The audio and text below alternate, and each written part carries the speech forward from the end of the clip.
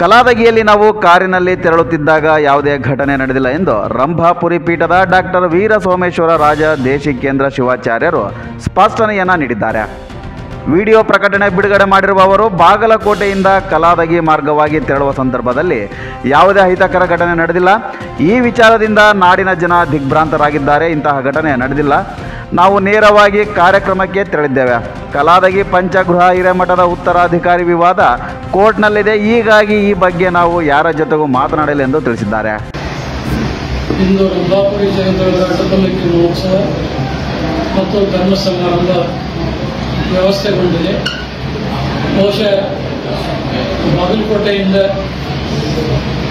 ಊರುಗಟ್ಟಿ ಗ್ರಾಮಕ್ಕೆ ಬರುವಾಗ ಕಲಾದಗಿ ಮೂಲಕವಾಗಿ ನಾವು ಈ ಗ್ರಾಮ ಬಂದಿವೆ. ಆದರೆ ಕೆಲವು ದೃಶ್ಯ ಮಾಧ್ಯಮಗಳಲ್ಲಿ ರಂಭಾಪುರಿ ಜಗತ್ತೊಳಗ ಕಾರಿನ ಮೇಲೆ ಚಪ್ಪಲಿ ಎಸೆತ ಮತ್ತು ಧಿಕ್ಕಾರ ಕೂಗುಗಳನ್ನು ಮಾಡಿದರು ಅಂತೇಳಿ ವರದಿ ಎಲ್ಲ ದೃಶ್ಯ ಮಾಧ್ಯಮಗಳು ಮಾಡಿವೆ. ಬಹುಶಃ ಈ ವಿಚಾರಗಳನ್ನು ನಾಡಿನ ಜನತೆ ಕೇಳಿ ದಿಗ್ಭ್ರಾಂತರಾಗಿ ಎಲ್ಲ ಕಡೆಯಿಂದ ಕರೆಗಳು ಬರ್ತಾ ಇದ್ದಾವೆ. ಬಹುಶಃ ಈ ಘಟನೆಗೂ ರಂಭಾಪುರಿ ಜಗತ್ತವರೆಗೂ ಯಾವುದೇ ರೀತಿಯಾದಂಥ ಸಂಬಂಧ ಇರೋದಿಲ್ಲ. ನಾವು ನೇರವಾಗಿ ಅಲ್ಲಿಂದ ಈ ಕಾರ್ಯಕ್ರಮಕ್ಕೆ ಬಂದು ಹೊರತು ಅಂತ ಯಾವ ಘಟನೆಗಳು ಕೂಡ ಅಲ್ಲಿ ನಡೆದಿಲ್ಲ.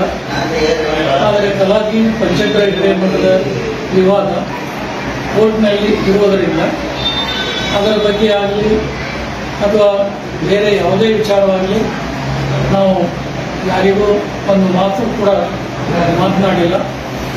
ಆದರೆ ಯಾವುದೋ ಮಾತು ಹೇಳಿ ಈ ರೀತಿ ಒಂದು ಧರ್ಮಪೀಠದ ಬಗ್ಗೆ ತಪ್ಪು ಅಭಿಪ್ರಾಯ ಬರುವಂತೆ ಪ್ರಕಟ ಮಾಡಿದ್ದನ್ನು ಸರಿಪಡಿಸಿ ನಾಡಿನ ಜನತೆಗೆ ಒಂದು ಆನಂದ ತಪ್ಪನ್ನು ಅದನ್ನು ಯಾವ ರೀತಿ ಸರಿಪಡಿಸಿ ಜನರಿಗೆ ಮನವರಿಕೆ ಮಾಡಬೇಕು ಅದನ್ನು ಮಾಡುವಂಥದ್ದು ಸೂಕ್ತ ಅಂತ ಹೇಳಕ್ಕೆ ಬಯಸ್ತಾ ಇದ್ದಾರೆ. ಅಂತ ಯಾವುದೇ ಘಟನೆಗಳು ನಡೆದಿಲ್ಲ.